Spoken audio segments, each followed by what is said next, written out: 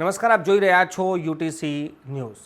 વડોદરા સહિત સમગ્ર રાજ્યમાં હાલ ગરમી ખૂબ વધી ગઈ છે અને આ ગરમી હજી પણ વધી શકે છે। આ એપ્રિલ મહિનાના મધ્યમાં જે પ્રકારની ગરમી ગુજરાતમાં અનુભવાઈ રહી છે, આવી ગરમી ભૂતકાળમાં કોઈ દિવસ પડી નથી।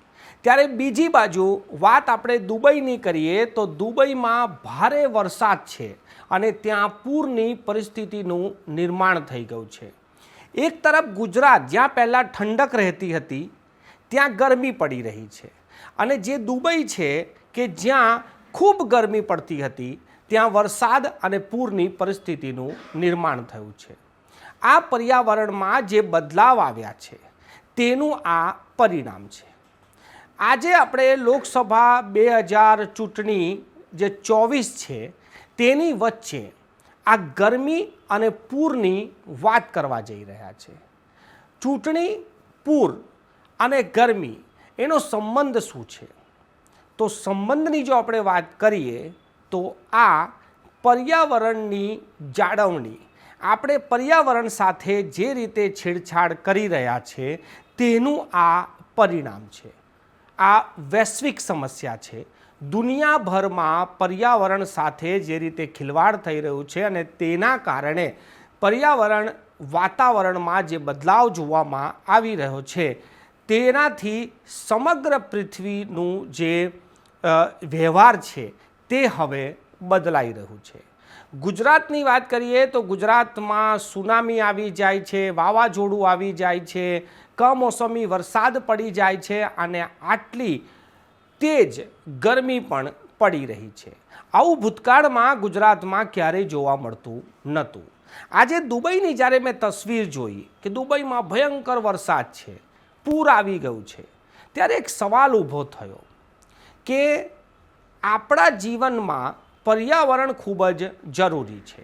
જો પર્યાવરણનો નાશ થશે અને આવી કુદરતી હોનારતો આવવાની શરૂઆત થશે તો આપણે ક્યાંય નહીં રહીએ। એક તરફ આપણે દેશને આગળ લઈ જવા માટે અલગ અલગ મુદ્દાઓ પર ચર્ચા કરતા હોઈએ છીએ કે આપણી હેલ્થ સારી હોવી જોઈએ, આપણી વેલ્થ સારી હોવી જોઈએ, આપણું એજ્યુકેશન સારું હોવું જોઈએ, આપણે ભારત એક મજબૂત રાષ્ટ્ર હોવો જોઈએ। પરંતુ મજબૂત રાષ્ટ્ર હોવા છતાં પણ જો પર્યાવરણ બગડી જશે, વાતાવરણ બગડી જશે તો આપણે જીવીશું કેવી રીતે? તેથી જ આજનો આ મુદ્દો જ આ છે કે લોકસભા 2024માં જે મુદ્દાઓ છે ચૂંટણીના, તેમાં સૌથી મોટો મુદ્દો પર્યાવરણની જાળવણી પણ હોવી જોઈએ।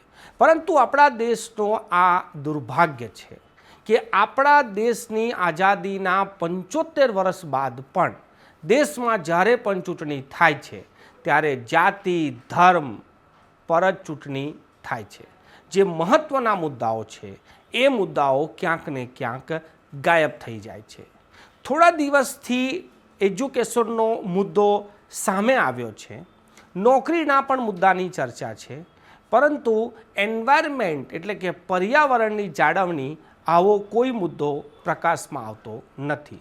પરંતુ આજના સમયની સૌથી વધારે જો જરૂરત હોય તો તે પર્યાવરણની જાળવણીની છે।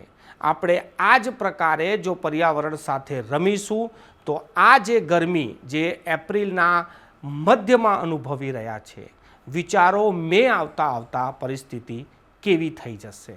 અને આપણે આ ચૂંટણીમાં જ્યારે આપણે અલગ અલગ મુદ્દાઓ પર ચર્ચા કરીએ ત્યારે આપણે પર્યાવરણની જાળવણી પર પણ ચર્ચા કરવી જોઈએ।